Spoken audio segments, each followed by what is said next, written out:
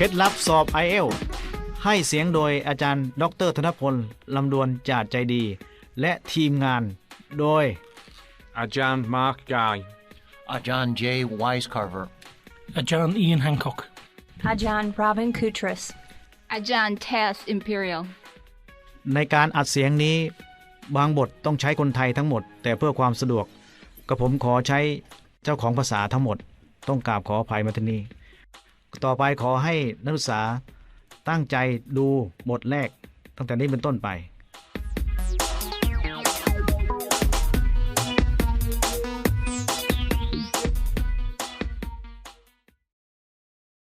Script for Track 1 บทสำหรับแทร็กที่1 I'm sure that you'll like this next apartment. It has a fine view of Sydney Harbour. I was hoping to find something on a lower floor. The lift in this building works slowly, and I'm afraid going down so many floors will make me late to work. Yes, I'm sure. But unless you get up high enough to see over the intervening buildings, you can't see the harbour. All it takes to get you to work on time is starting early enough. And we're close enough to the centre of the city that it won't take you very long to get to your office. I suppose that's true enough. Here we are. I'll just unlock the door and we can go in. Oh, this is very nice. I'm glad you like it. Does the furniture go with the apartment? Yes, of course. We let it fully furnished. It's very nice. Are the chair and divan genuine leather? No, I'm afraid not. That would be a bit pricey for us. But those are new pieces. We just got them in this past month when the previous tenants moved out. And I like the built-in bookshelves. But I'm afraid I don't have enough books to fill them. Not many people do, really. But you can fill in the gaps with knickknacks, porcelain elephants, and so on. Let me pull those drapes so that you can see the harbour view. Oh, I do like that. And there's the Opera House. I've seen many pictures of that. It's really impressive. Yes, of course. The architect wanted it to put you in mind of sailing vessels.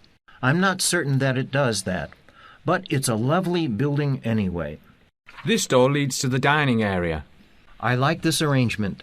The diners have a good view of the harbour, and the kitchen's open so that if I have guests, I can carry the food to the table without having to go through the door. Exactly. The stove is all electric. Is that a clothes washer? Yes. You'll notice the automatic dishwasher. And the clothes washer is right next to it. And the clothes dryer is just across the way. I'm not sure I like the idea of having the laundry in with the kitchen. Oh, I think you'll like the convenience of it once you get used to it.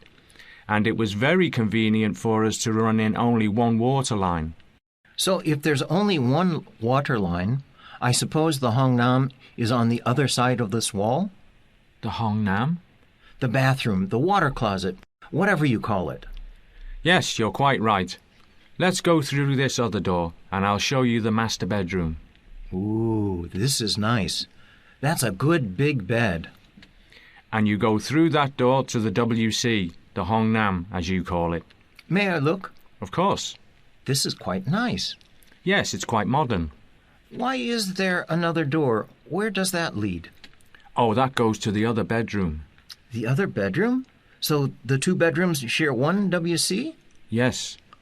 I'm not sure I like that. And I don't need two bedrooms. Well, perhaps you'll have relatives come to visit you. Go ahead, open the door and take a look.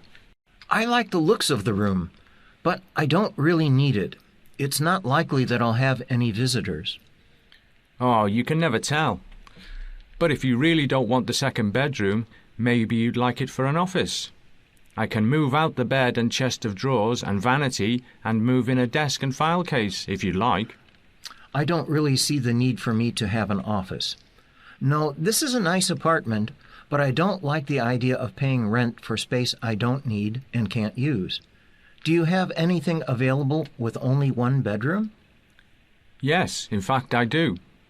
It doesn't have a view of the harbour, though. Come along and I'll show you it. Script for Track 2 บทสำหรับแทร็กที่ When you go into a department store in Thailand in December, you often hear recorded music, usually a song called Joy to the World. This is a Christmas carol. The word carol means song. It says, "Joy to the world, the Lord is come." And the Lord it's talking about is the Lord Jesus.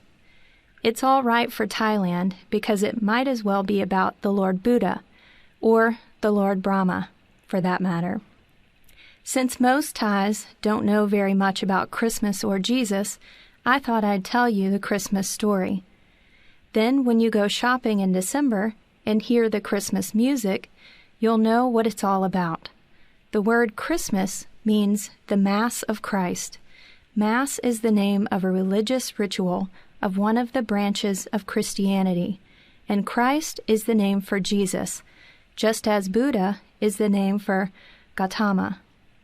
Buddha means enlightened, and Christ is from a Greek word that means anointed.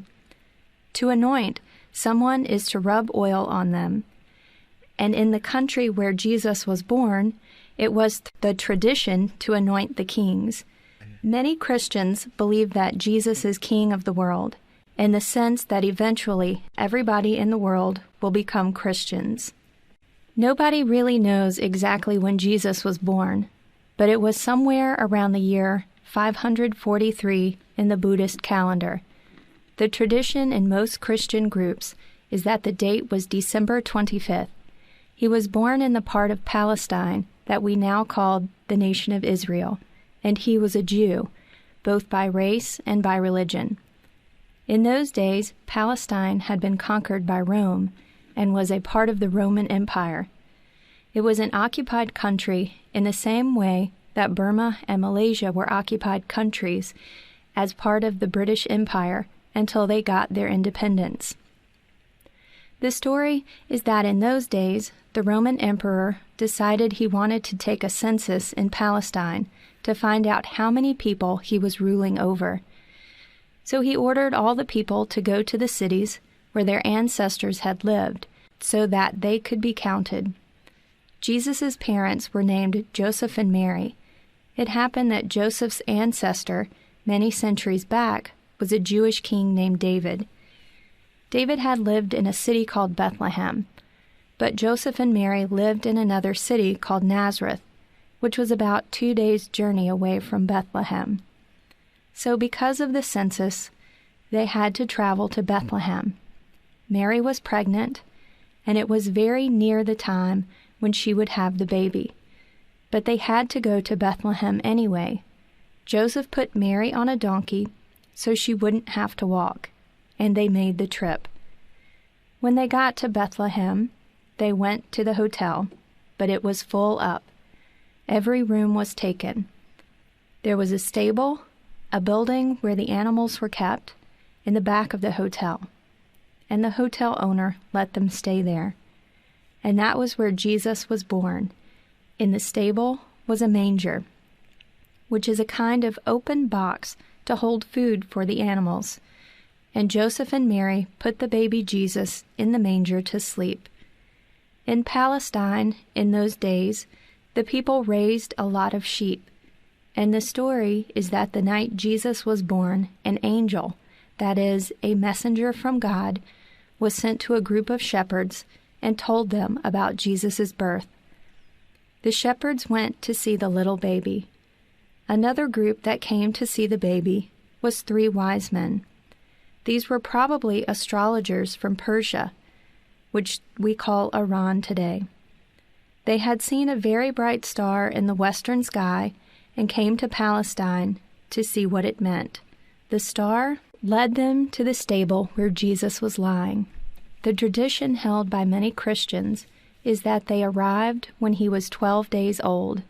The wise men gave Jesus gifts: gold, frankincense, which is a kind of perfume, and myrrh, which is used both as a perfume and as a cure to heal wounds. Because of the gifts the wise men gave the baby Jesus, today Christians give each other gifts at Christmas time, either on December 25th or 12 days later, on January 6th. Which day is used depends on the custom of the country, and so every December, department stores in Thailand play Christmas songs like Joy to the World, hoping shoppers will buy things to give as gifts. Script for sample listening test 1. บทสำหรับแบบทดสอบการฟังตัวอย่างที่ Have you decided what you'd like for dinner, sir? Yes, I think I'd like the New York cut steak. I see that it comes with the soup of the day. What is the soup today? It's French onion soup, sir. Good. I like French onion soup. Does it come with croutons? Yes, sir. I like to put the croutons in the soup myself. They're crisper that way. Can I have the croutons on the side? Certainly, sir. I'll make a note of that. What kind of dressing you like on your salad? What kinds do you have? We have Italian, French, Thousand Island, blue cheese, and ranch. We make our own blue cheese and ranch dressings. They're very good. That sounds interesting. I'll take the blue cheese. How would you like your potatoes? You can have them baked or French fried. I'd like a baked potato. Would you like cheese on your potato? We have both Edam and Gruyere.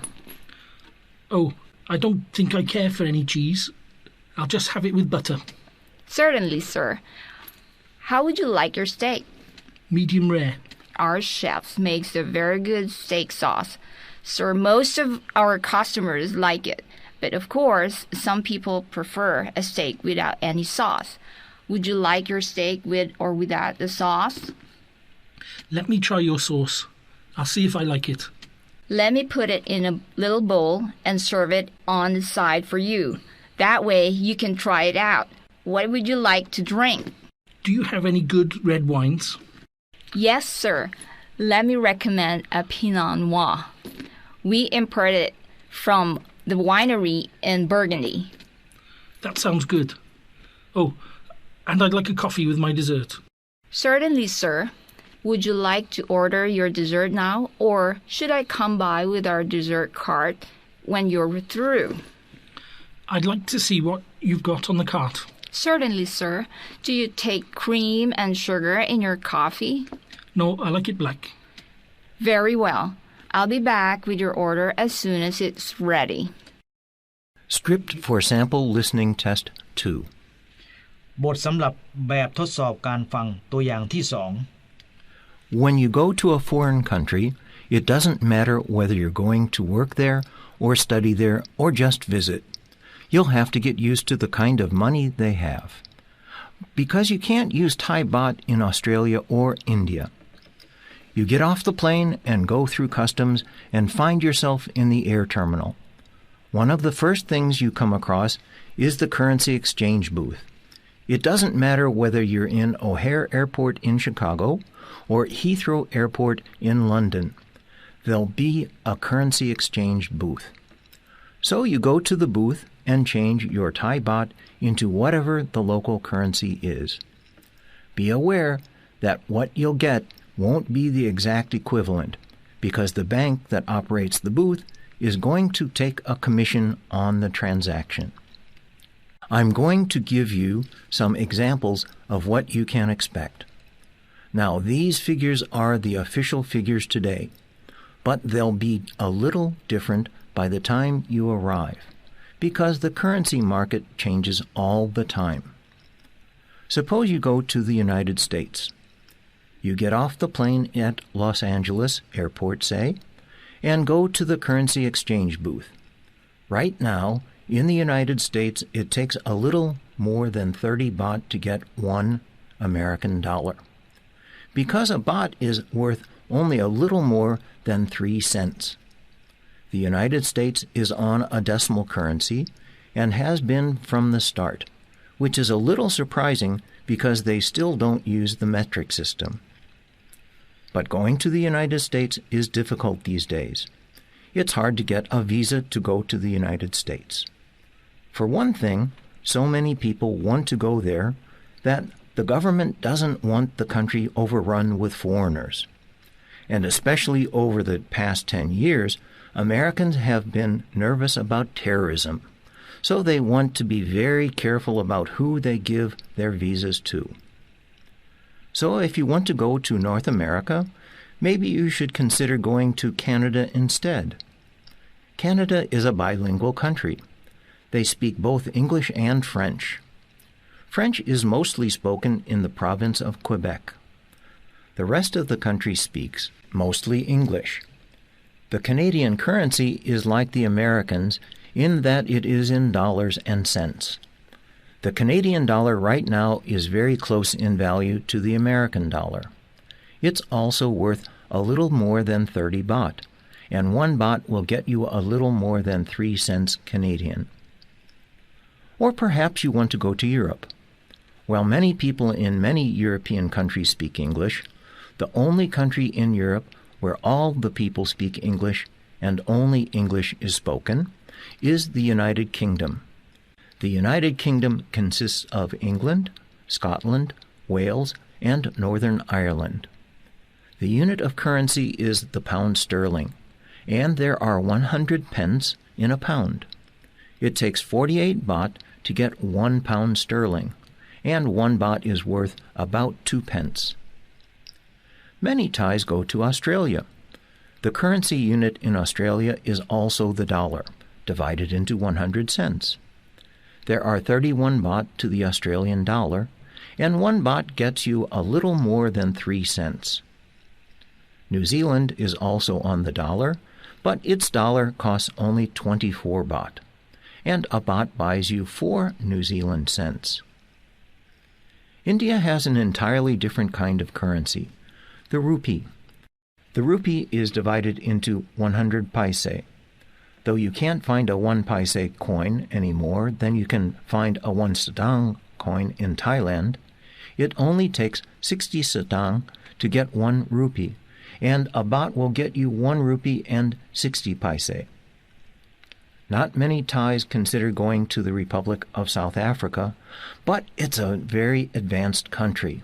Like Canada, it's bilingual. Both English and Afrikaans are spoken, but English is the dominant language. The currency unit is the rand, which is divided into 100 cents, and the exchange rate is only 3 baht to the rand. 1 baht will get you 25 cents. Let me make clear that there's no special advantage to going to a place where the baht brings you more units of the local currency, because local prices don't reflect the rate of exchange. Prices depend on local supply and demand. Script for Sample Listening Test 3. บทสำหรับแบบทดสอบการฟังตัวอย่างที่ Hello, Sambat. How are you? Fine, thank you. How are you? You know, that's the first time I've had to use that. Every day in school for 6 years in Thailand, we had to go through, how are you? Fine. Thank you. How are you? And now that I'm here in America, you're the first person who's asked me, how are you? I guess that's right. Most people just say hi. Yes, or they say, how's it going? Or how are things? Aside from that, how do you like it here? I like it very much. It's very different from Thailand, but I'm getting used to it. I miss Thai food, but I'm finding some food that I like. Of course, we had pizza and KFC in Thailand. And McDonald's? Yes, and McDonald's. How are you getting along here at the university? Pretty well. A few of the professors speak so fast I have trouble keeping up, but I've asked them if I can tape their lectures, and they let me do that. That's good. I see you're carrying an American literature textbook. What are you reading? The Adventures of Huckleberry Finn by Mark Twain. How do you like it? It's a little hard to follow. It's not written in the kind of English we learned in Thailand. That's for sure. Mark Twain came from eastern Missouri, and he's written the book the way people talk there in his day. I had a little trouble understanding the situation. The boy's father is still alive, but he's living with a widow. And then his father kidnaps him to get him back and keeps him locked up. Well, Pat Finn is the town drunk, and the people like Huck and want to get him away from his father's influence. But Huckleberry, that's a funny name. Yes, it is. There is a fruit called the huckleberry, but it grows wild. Nobody plants it. Twain chose the name because Huck was just growing wild until the people took him away from his father.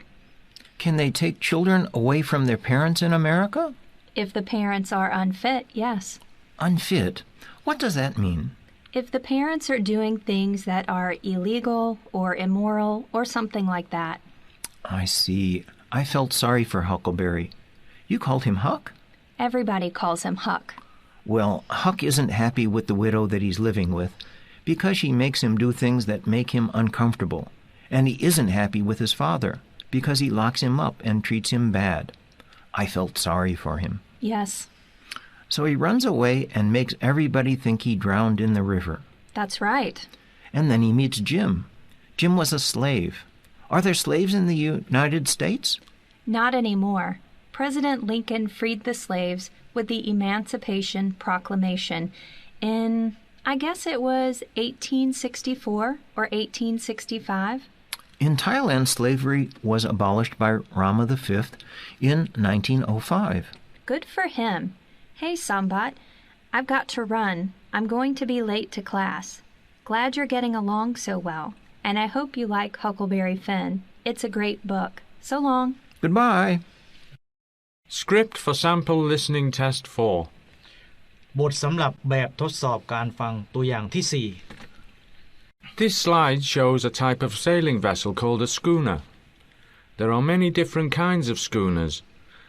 Since this one has 3 masts, it's called a 3-masted schooner.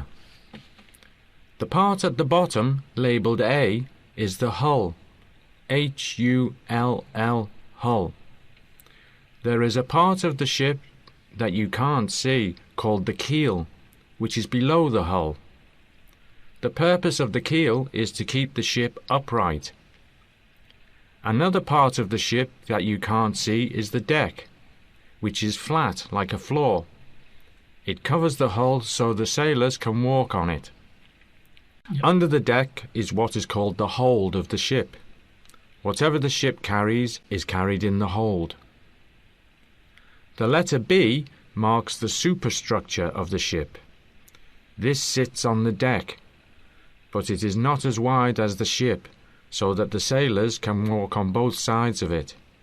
It contains the rooms where the sailors eat and sleep, the storeroom where the sails and ropes and other things that are used on board are kept, and the entryway by which the sailors can go down into the hold when they need to. You can see 3 upright wooden poles marked C, looking like the trunks of trees, which perhaps they once were. These are the masts. M-A-S-T-S, masts. Actually, the masts are so tall that the trunk of one tree isn't tall enough to make a mast for a sailing ship, so they are made in sections and joined together. The one toward the front of the ship, which is called the bow, is the foremast. The one in the middle is the mainmast, and the one toward the back of the ship, which is called the stern, is the mizzenmast. On the mainmast and mizzenmast, you can see things marked D, jutting out at right angles to the masts. These are wooden sticks called spars. S-P-A-R-S, spars. And they are crosswise to the hull. There's another spar, marked E, that you can see on the foremast. This one doesn't go across the hull, but is in general parallel to the length of the hull and is called a boom. B-O-O-M, boom. The boom is mounted on the mast in such a way that it can swing back and forth, depending on which way the wind blows.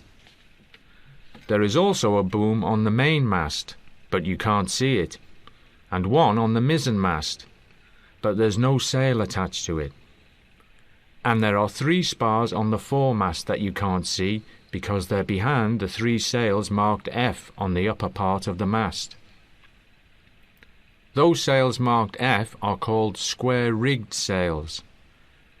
You can see that they're not really square, but they are essentially rectangular. I mentioned that the front of the boat is called the bow. You can see a wooden stick marked G jutting out in front of the boat. That's called a bowsprit. B-O-W-S-P-R-I-T. Bowsprit. The three sails marked H that are fixed to the foremast at the top of the bowsprit at the bottom are called staysails or jibs. J-I-B-S. Jibs. And that leaves only the sails marked I. These are called fore and aft sails because they are in general parallel to the length of the hull. Though as the boom swings them back and forth to take advantage of the wind, they aren't exactly parallel. บทสำหรับบันทึกเสียง Track 7. Cheap. Jeep. Chew. Jew. Choose. Jews. Chug. Jug. Chump. Jump. Chunk. Junk. Lunch. Lunge. Rich. Ridge. Track 8. Chair. Share. Cheap. Sheep. Cheat. Sheet. Chew. Shoe. Chip. Ship. Choose. Shoes. Chop. Shop. Chose. Shows. Hash. Hatch. Hush. Hutch. Lash. Latch. Track 9. Dale. They'll. Dare. There. Day. They. Den. Then. Do. Though. Track 10.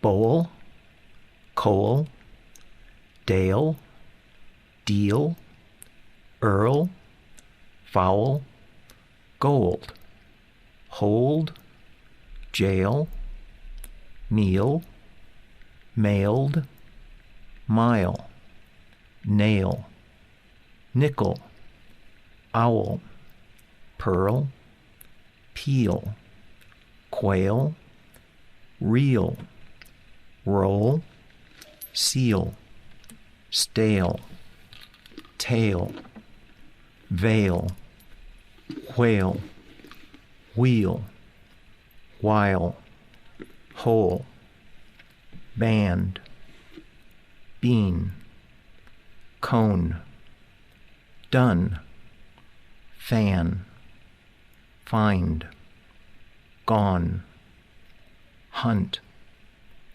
Jane, keen, lent, man, mean, mind, none, paint, queen, rind, saint, sound, tent, ton, vein, vine, went, wind, wind.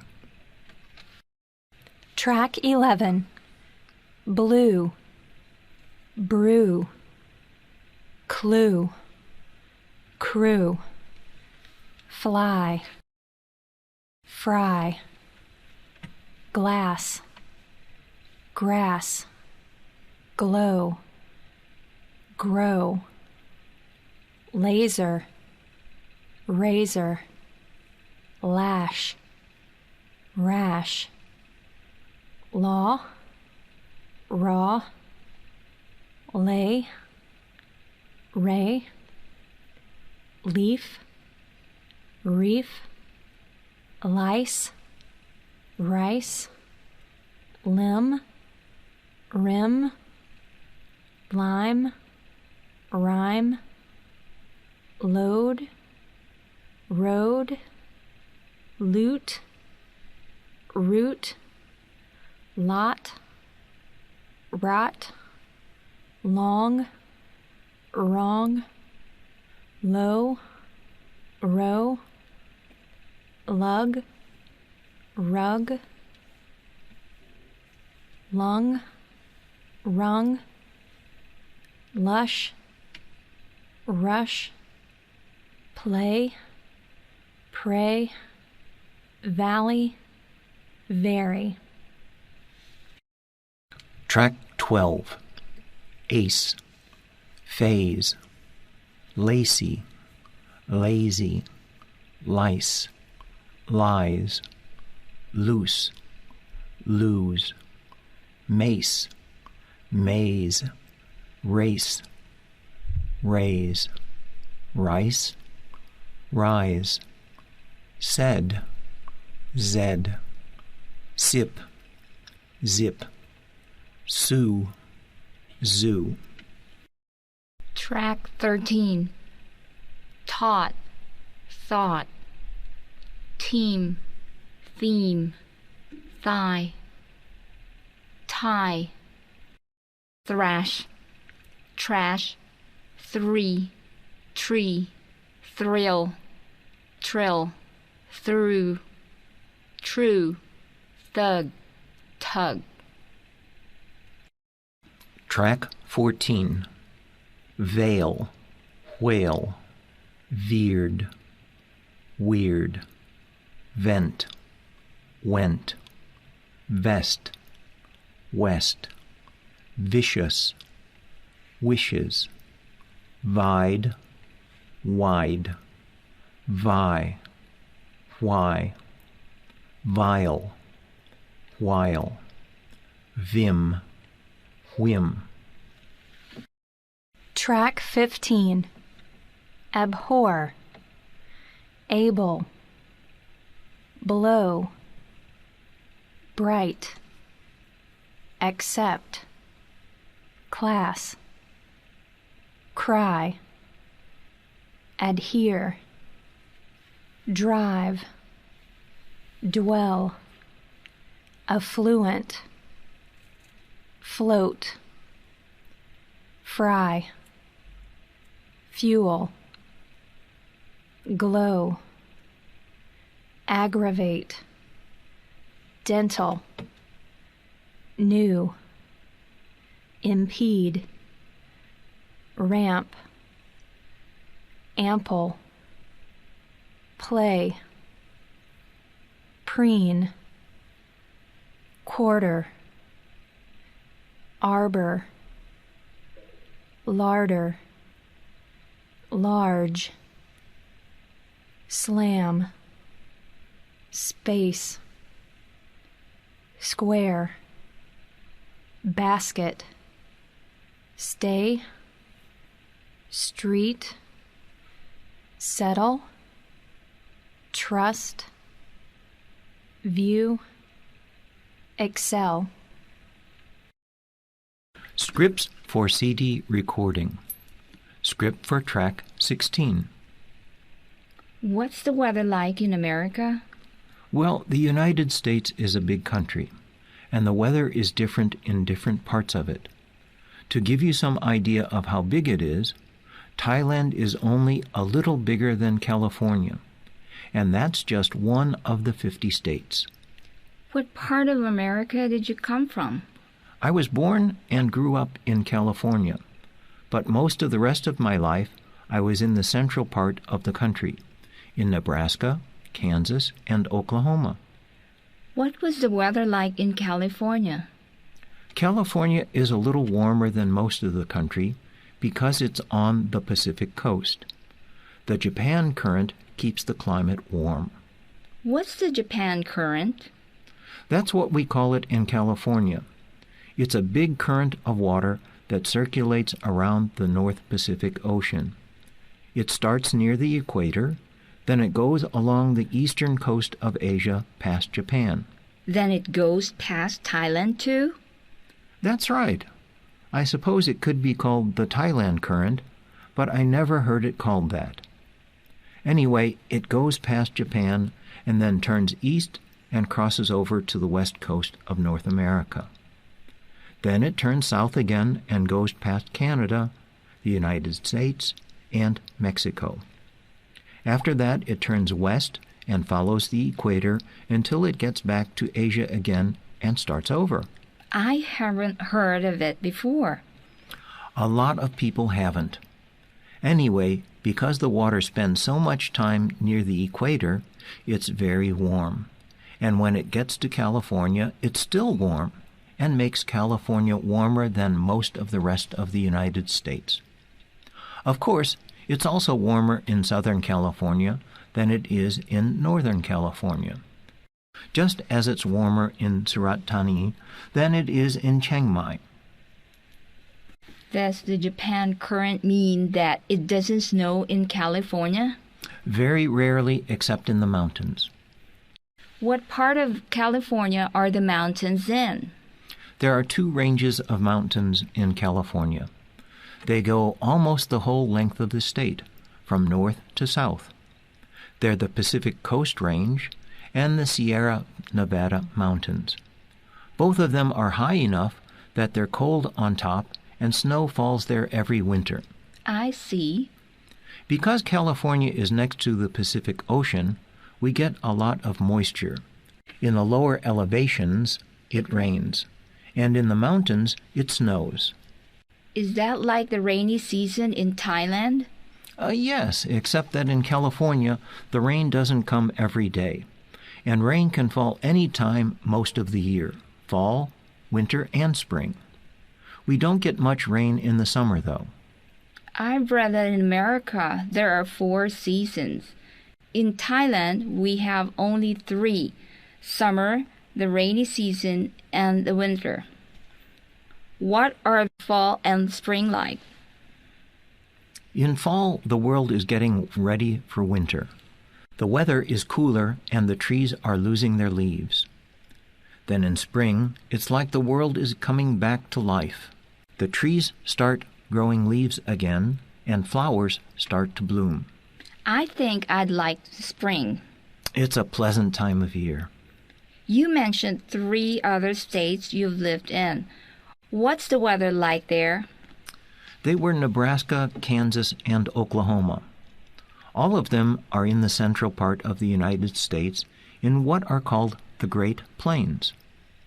They're in a row, north to south, with Nebraska on top, Oklahoma on the bottom, and Kansas in the middle.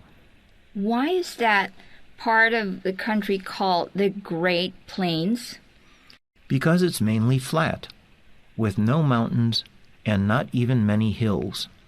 It's like the central plain of Thailand. Because it's flat, it's good for farming, again like Thailand's central plain. In Thailand, you grow rice there, and on the American Great Plains, they grow corn and wheat.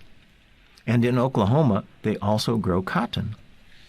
What's the weather like there? Does it snow? Every winter. Of course, the further north you go, the more it snows. It snows pretty heavily in Nebraska, less heavily in Kansas, and more lightly in Oklahoma. Does it rain? The Plains states are far from the ocean, so it doesn't rain as much there as in California.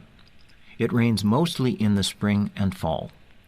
The summer is usually pretty dry and hot. In Thailand, the hottest month is April, isn't it? Yes, that's right. Well, in the Great Plains, it gets hotter in August than it does in April in Thailand.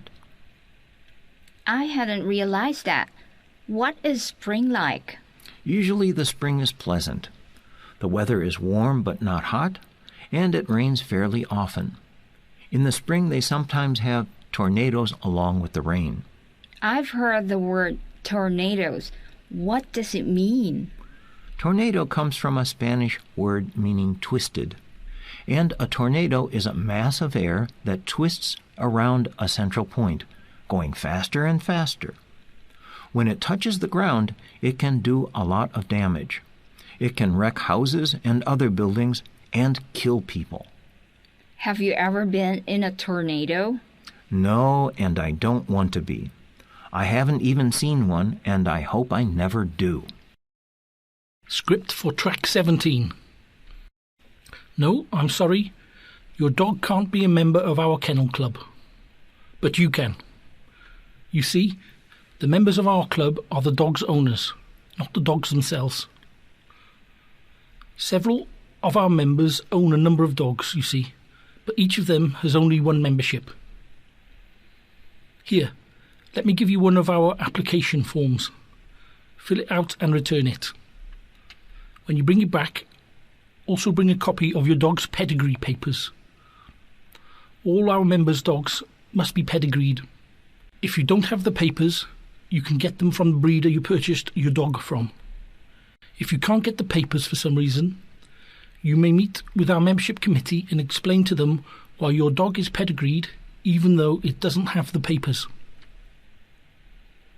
Also, let me give you a brochure about our annual dog show.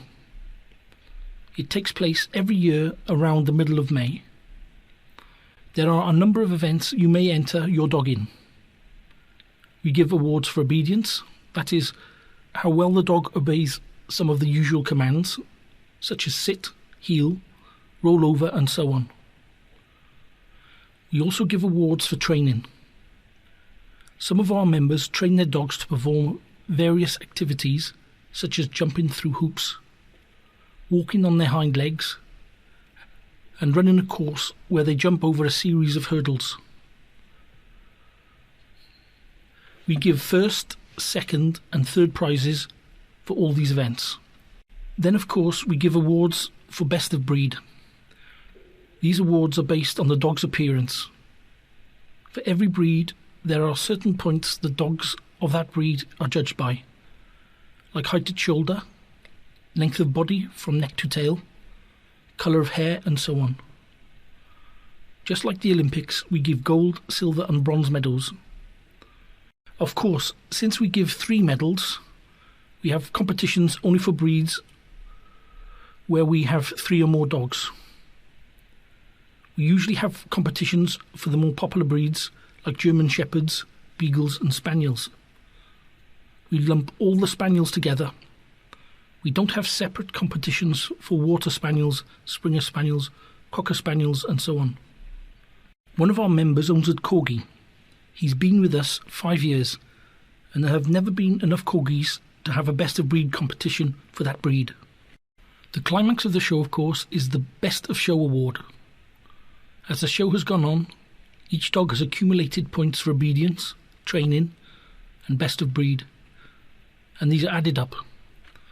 If a dog hasn't taken part in best of breeds because there weren't 3 dogs of that particular breed, it's given the number of points that go to the silver medal winner of the breed competitions. Then we have 5 judges come in and award points for the dogs. As you might expect, these are very subjective evaluations.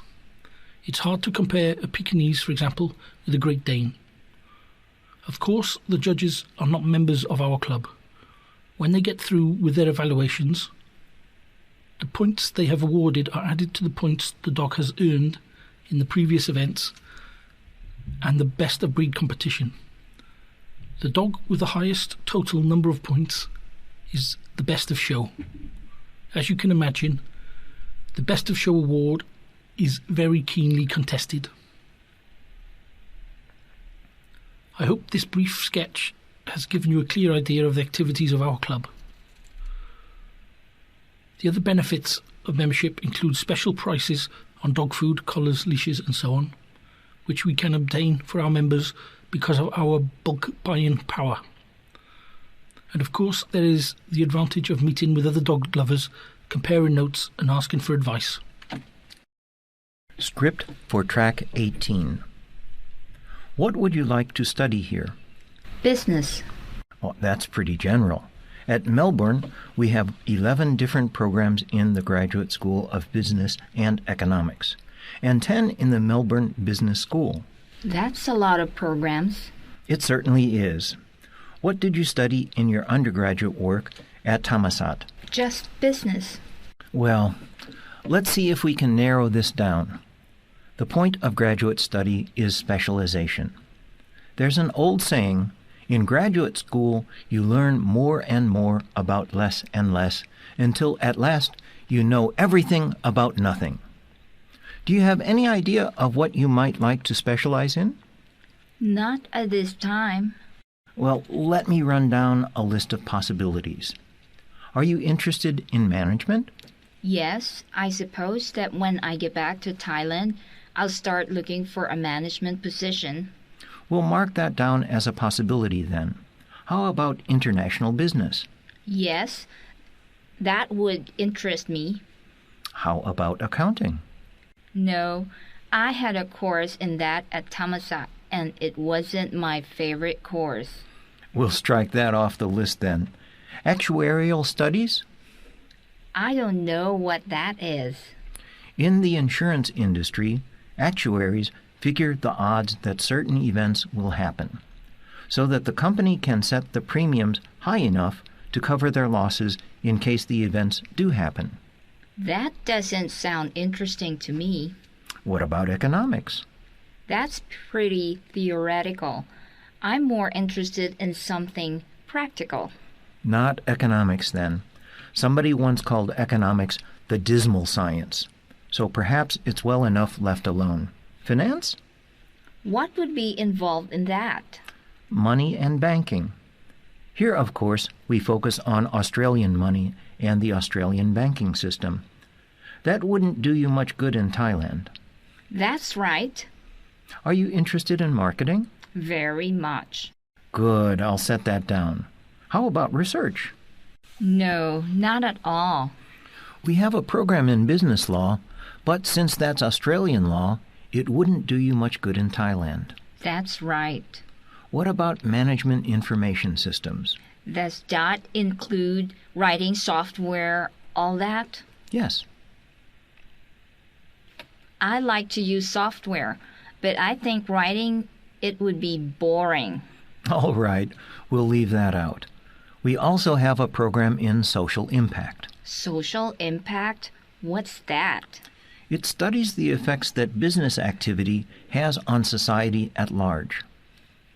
That sounds interesting, but I'd rather have something more practical. Well, now let's see what we have on the list. We have management, international business, and marketing. Do you have anything in the management or marketing and international business? Not exactly, but you could probably select your courses to come out with something like that. Now, in the Graduate School of Business and Economics, we have degrees in Master of Management Skills and Master of International Business. We also have programs in management, marketing, and doing business in the Asia-Pacific region.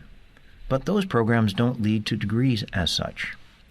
The Melbourne Business School has a program leading to a Master of Business Administration in General Management and another leading to a postgraduate diploma in General Management.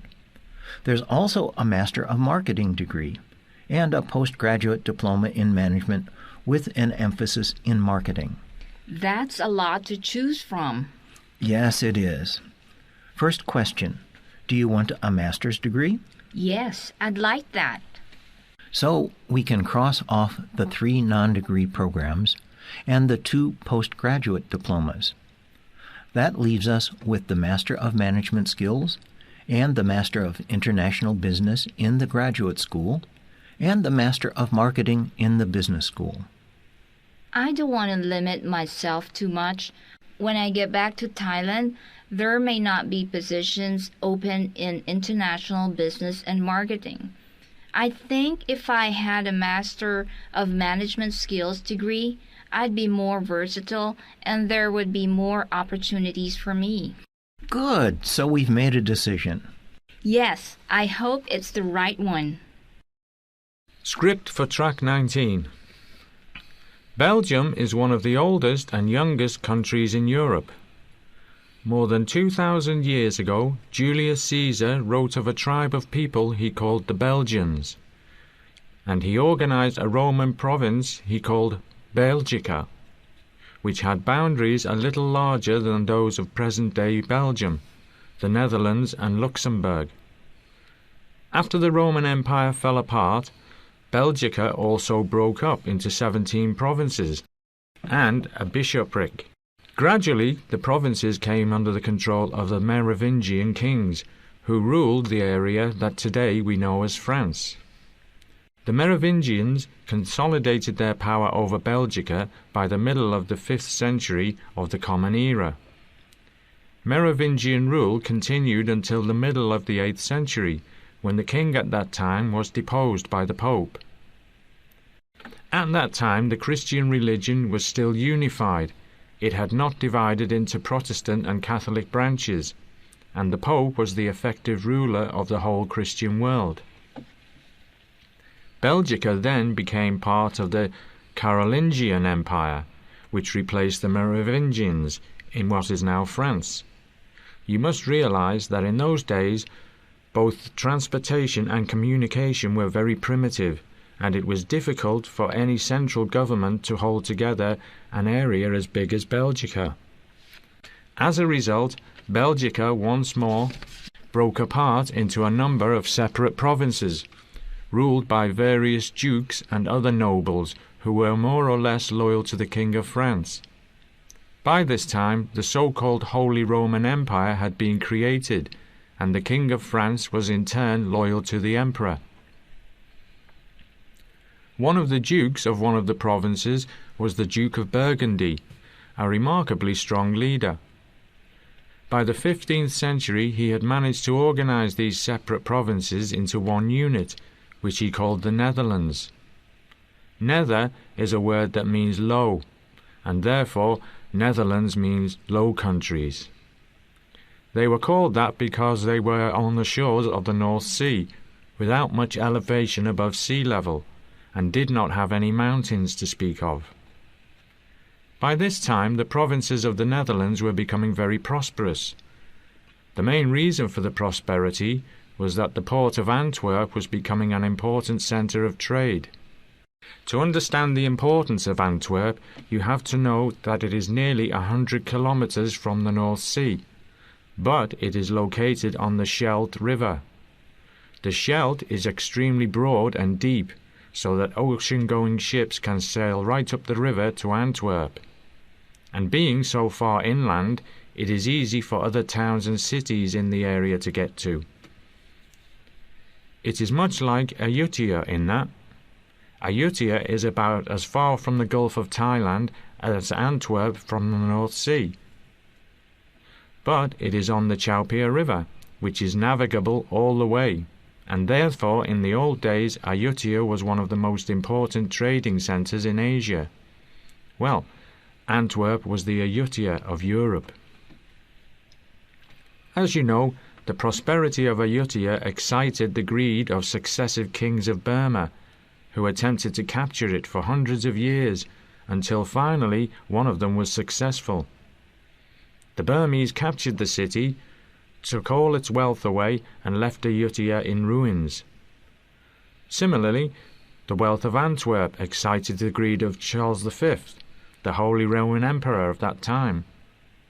But instead of capturing it and taking its wealth away, Charles took control of the Netherlands in the 1540s and taxed it, so that it continued to produce wealth and he got part of the wealth it produced. But at just about this time, the great separation of Christendom into Catholics and Protestants occurred.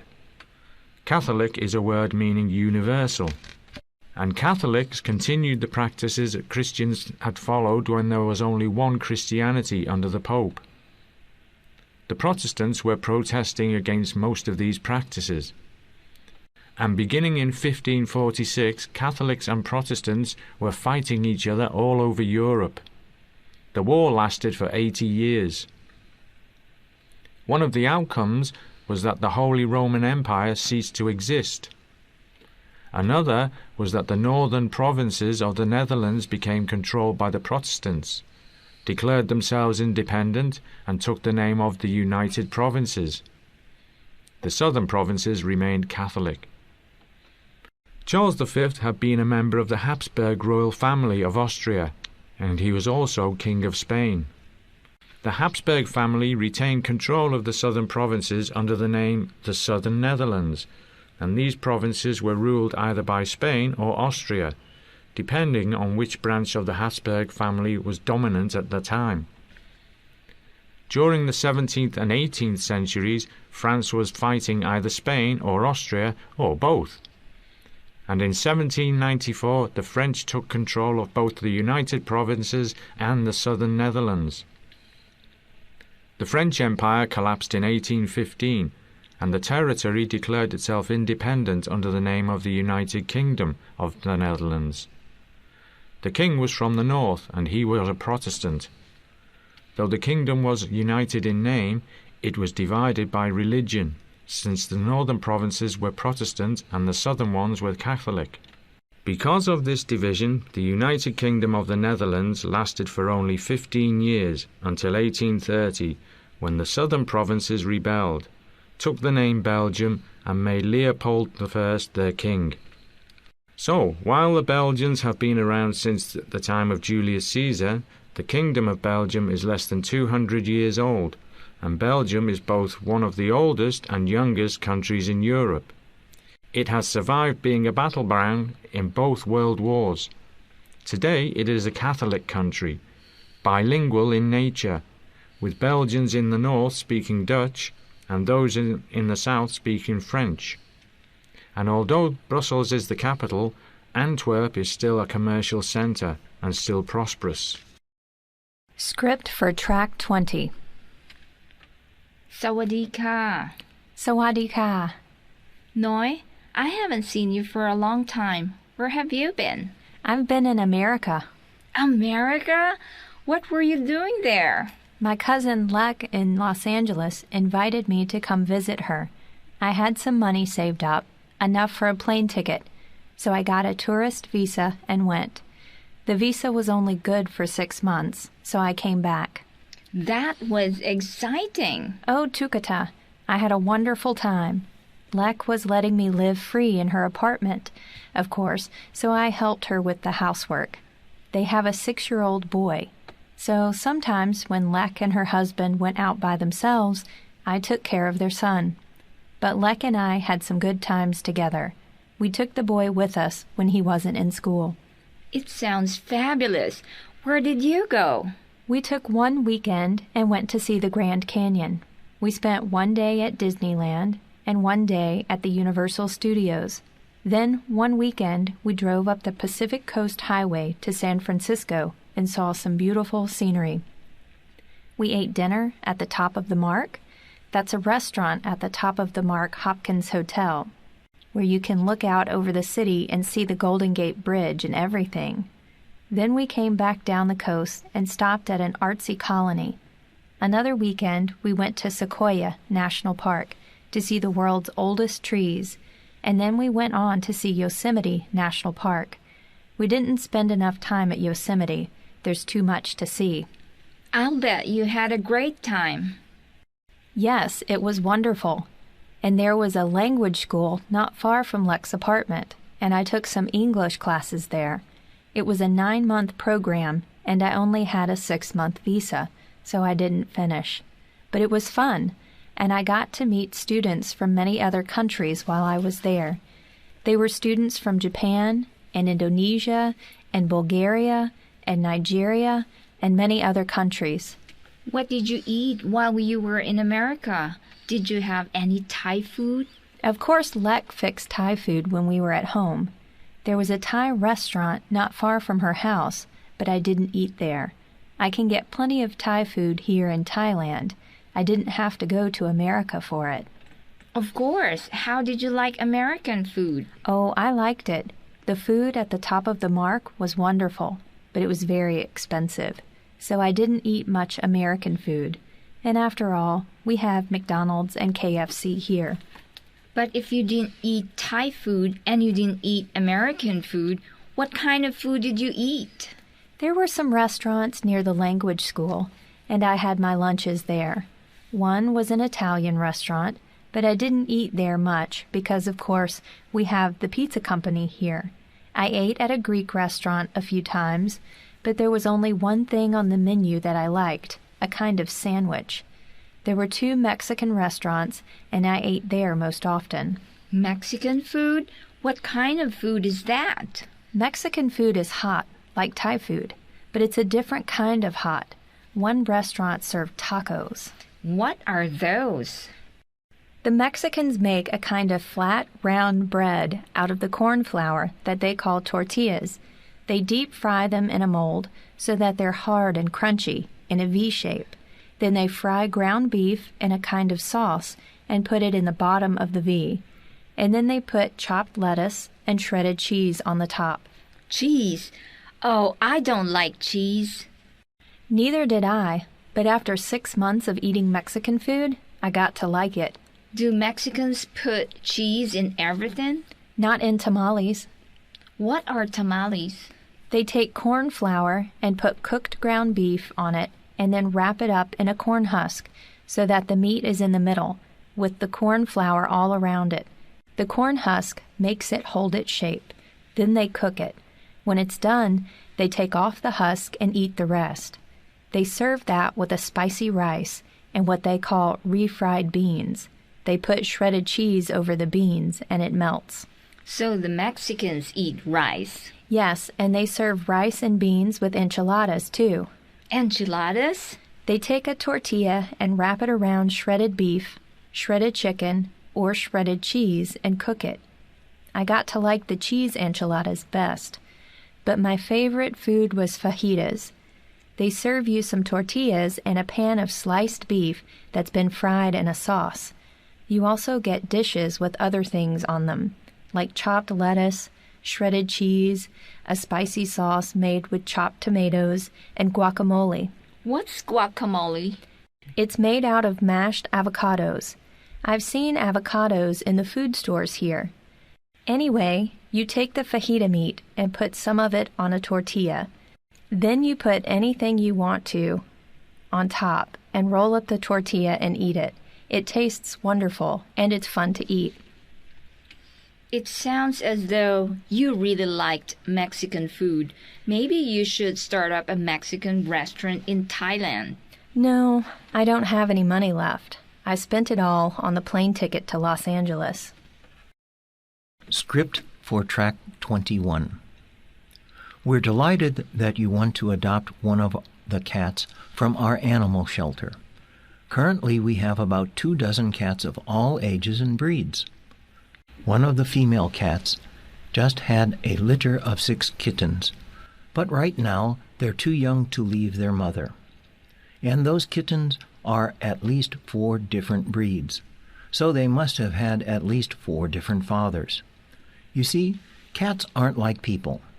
When a human mother gets pregnant, she's pregnant and that's an end of it, until the baby's born, of course. But female cats can have multiple mates, and each mate can father at least 1 kitten. We wait until the kittens are 8 weeks old, and then we neuter them and put them up for adoption. Of course, as soon as they're born, we'll neuter the mother as well. We may seem cruel, but cats multiply so rapidly that Brisbane would be overrun with stray cats if we didn't keep the population down. And neutering them is more humane than killing them. At least as long as they're alive, they can find good homes and lead relatively happy lives.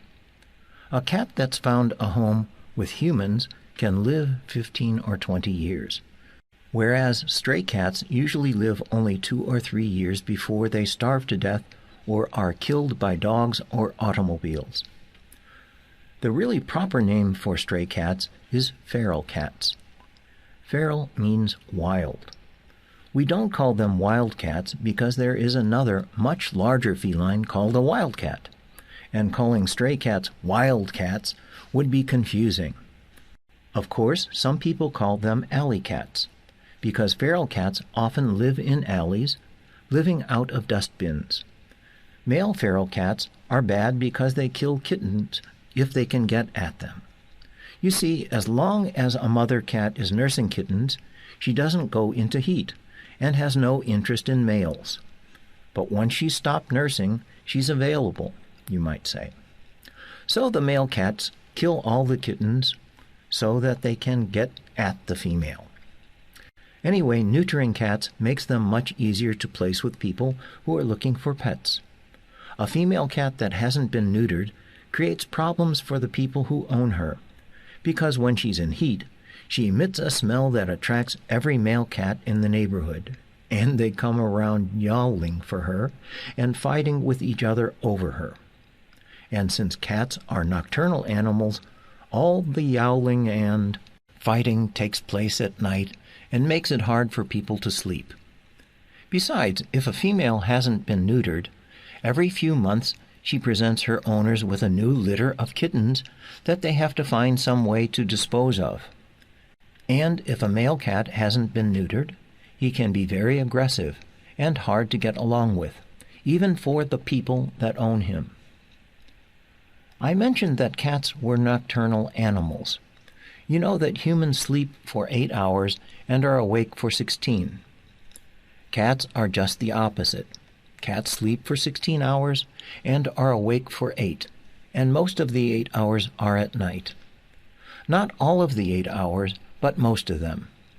During the time they're awake during the daytime, they like to spend their time looking out the window, keeping an eye on the birds and any other animals that are outside. It's nice to set up something by a window that a cat can sit on or lie on and look out. What kind of cat you should choose is very much a matter of taste. Some people like the long-haired Persian cats. Others don't like them because their faces aren't very pretty, and they shed their hair a lot. Some people like Siamese cats. The Siamese are very pretty cats with their blue eyes, but they have a tendency to be bad-tempered. As for me, I like the tabbies. Your tabby is a very companionable cat, easy to get along with. There are many varieties of tabbies. Some are gray, some are orange, and some are mixed. Some have very short hair, and some have moderately long hair, though not as long as a Persian. But they all have striped fur and a mark that looks something like an M on their foreheads. Once you have your cat, you need a very few things to keep him happy. He needs food and water, of course, and that means 2 bowls to put them in. He needs a bit of carpeting to scratch to keep his claws in shape. And he needs a litter box liner, and litter. That's his loo. For a cat, home is anywhere that his litter box is. There are 2 kinds of litter, clumping and non-clumping. I use the non-clumping kind, and it works fine for my cat and me. You have to keep watching the litter box and change it after every time the cat uses it. Otherwise, when he needs to use it, if his litter box is dirty, he'll go any place that's handy. The pet shops have nice toys for cats to keep them occupied and amused. It's not essential for a cat to have toys, but it's nice, and watching your cat play with his toy will keep you amused too. The pet shops also carry fancy beds for cats, but a cat will sleep anywhere. Some people buy their cats catnip for a treat.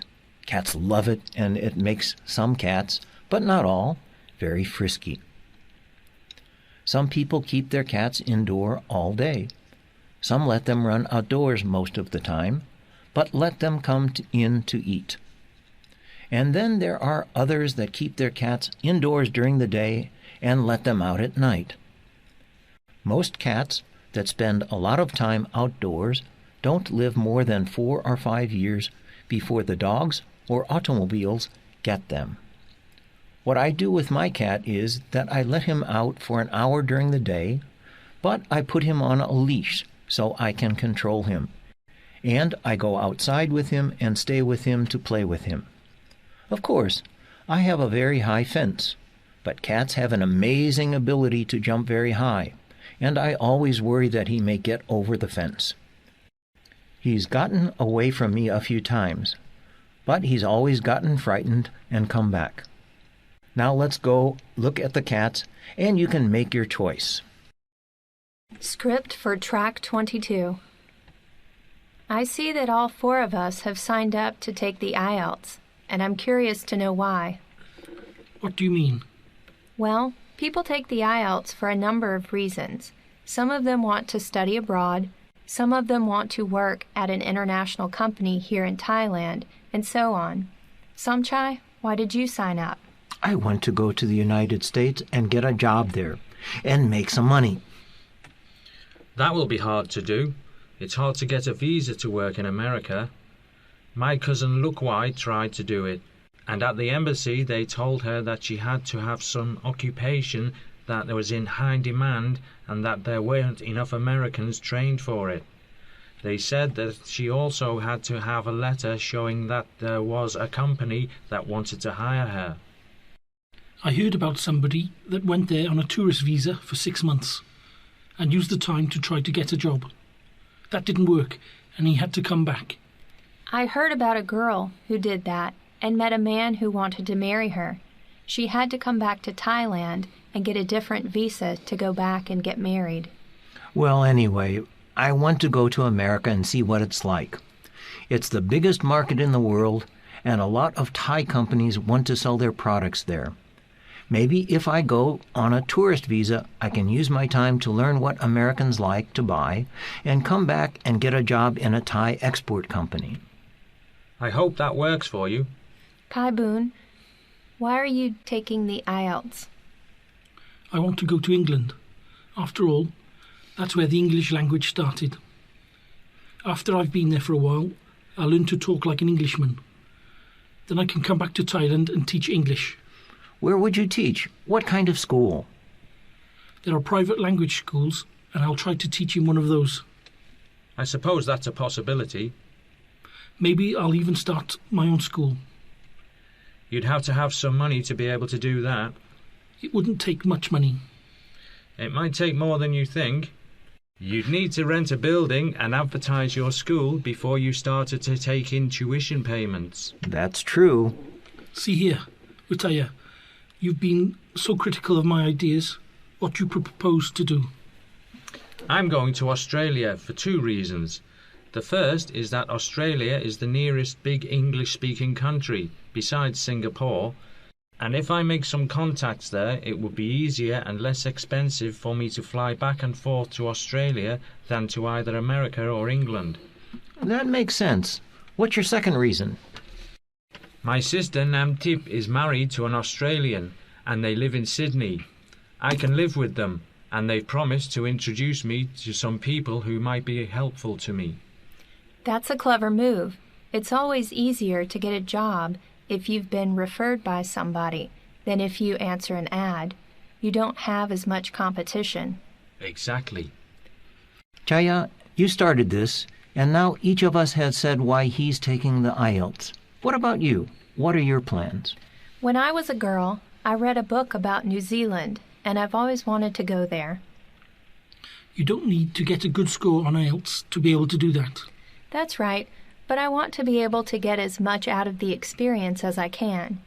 When New Zealanders talk to me, I want to be able to understand them, and when I talk back, I want them to be able to understand me. I know I'll have lots of questions, and I want to be sure that I understand the answers. And when I read something about something I see, maybe something about the mountains or about the Maoris, I want to be sure that I know what it says accurately and that I'm not just guessing at the meaning. So I know that if I get a good score on the IELTS, I'm ready to go. And if I don't, I'll know I need to learn some more. Oh, that's a pretty ambitious project. I can't think of anything I'd be willing to work so hard for. But I wish you success at it. So do I. Me too. Script for Track 23. Many people think that the American Henry Ford invented the automobile, but that is not true. The name automobile means self-propelled. That is, a vehicle that moves under its own power, not pulled by a horse or ox or any other animal. If we stick strictly to that definition, the first automobile was built in 1672 by Ferdinand Verbiest, a Catholic missionary in China. Verbiest's automobile was powered by a steam engine. It was not big enough to carry a person, but was a toy that the missionary built to amuse the Emperor of China. It was nearly another 100 years before another automobile was made. This was also powered by steam. It was built in 1770 by a Frenchman, Nicolas Joseph Cugnot, as a wagon to haul artillery pieces for the French army. Cugnot's steam wagon did not work well, and after a second improved model was built, that did not work much better. The idea was dropped in France. But in England, William Murdoch built a model of a steam-powered carriage in 1784. And 16 years later, in 1801, Richard Trevithick produced the first true steam-powered automobile capable of carrying passengers. It looked somewhat like a locomotive, complete with smokestack. Trevithick actually drove his automobile on the road, so it can be considered the true ancestor of the automobiles we know today. Trevithick's automobiles were very popular. Many people bought them, and over the years they were improved with handbrakes, multi-speed transmissions, and better steering devices. They were made large enough that they were used for public transportation like buses. Walter Hancock introduced the first bus line, and he also built a 4-seated passenger car in 1838. But not everybody liked these first automobiles. They were noisy, and they frightened the horses that most people still use to pull carriages. In addition, the buses were competition for the railroads, which were also just getting started in those days, and of course ran on rails instead of the public roads. The railway companies wanted the government to control the buses, so in 1866 the English Parliament passed a law saying that automobiles could not be driven on the public roads unless they were preceded by a man on foot waving a red flag. Clearly the automobiles were prohibited from going any faster than a man walking. The law was not repealed until 1898. In the meantime, progress was being made in other countries. The United States issued a patent for an automobile to Oliver Evans in 1789, 2 years before Trevithick built his first vehicle, but Evans did nothing with it. In Czechoslovakia, Josef Bozek built a successful automobile in 1815. The first practical automobile built in the United States was made in 1871 by J. W. Carhart. All these early motor cars were powered by steam, which was not totally satisfactory, both because of the heat required to boil water and the weight of the coal the vehicles had to carry along with the passengers. As early as 1806, a Swiss engineer named François de Riva made an internal combustion engine using hydrogen gas as fuel. In 1826, Samuel Brown in England actually was able to power a vehicle with a similar engine. At the same time, a number of people began to consider the possibility of using electricity to power automobiles. Models were made in 1828 by Ányos Jedlik in Hungary, in 1834 by Thomas Davenport in the United States, and in 1835 by Sibrandus Strating in the Netherlands. During the 1830s, Robert Davidson and Robert Anderson, both in Scotland, built full-sized electric-powered automobiles. But it was many years before there were any real developments of electric automobiles. Hydrogen seemed to offer a better solution when in 1860 a Belgian, Etienne Lenoir, used it to power a motor car which went 9 kilometers in 3 hours. Petrol was first used for power by Siegfried Marcus, an Austrian, in 1860. But he was not able to use his engine to operate a full-sized vehicle until 1888. In the meantime, in 1864, the German Nicholas Otto developed the four-stroke internal combustion engine, powered by petrol, which eventually revolutionized the automobile. In France, Amédée Boulay started a bus line in 1873 with vehicles he built. Again, in the United States, George B. Selden applied for a patent for an automobile in 1879, but he kept revising the application as he made improvements to his vehicle. Therefore, the patent was not finally granted until 1895. The first really practical automobile, powered by petrol and an internal combustion engine, was patented by Carl Benz, a German, in 1886. Up to this time, all the vehicles were carriages, originally built to be pulled by horses, with engines attached. But in 1889, another German, Gottlieb Daimler, produced the first vehicle which had been designed from the start to be a motor car. Daimler and Benz joined forces, and their company, under the name Daimler-Benz, still exists today. It is the oldest continuously operated automobile company in the world, and its product, the Mercedes automobile, is considered one of the finest on the roads. The success of Benz and Daimler spurred literally hundreds of other men to begin the manufacture of automobiles. A few of the names are still familiar today. In France, there was Peugeot, who founded his company in 1891, and in America, there was Ransom E. Olds, who began making Oldsmobiles in 1902. It was not until the following year that the American Henry Ford successfully produced his first vehicles, the Model A Ford and the more expensive Cadillac. Before Ford's time, there had been mass production of automobiles, thousands of them, but each vehicle had been built either by individual workmen or, as the motor car became more popular, a team of workers cooperating together. The real contribution of Henry Ford to the automobile was his development of the assembly line, in which, as the automobile proceeded down the line, each workman added one thing to it. This enabled motor cars to be produced more rapidly and less expensively, and Ford's technique was soon adopted not only throughout the automotive industry, but also in the manufacture of all sorts of other products. การอัดเสียงได้จบลงเพียงแค่นี้ขอให้ท่านผู้อ่านประสบความสำเร็จและเจริญรุ่งเรืองในการสอบ IELTS ขอได้รับความปรารถนาดีจากกระผมดร.ธนพล ลำดวนจาดใจดี Good luck, boys and girls. I hope you'll find this material very helpful.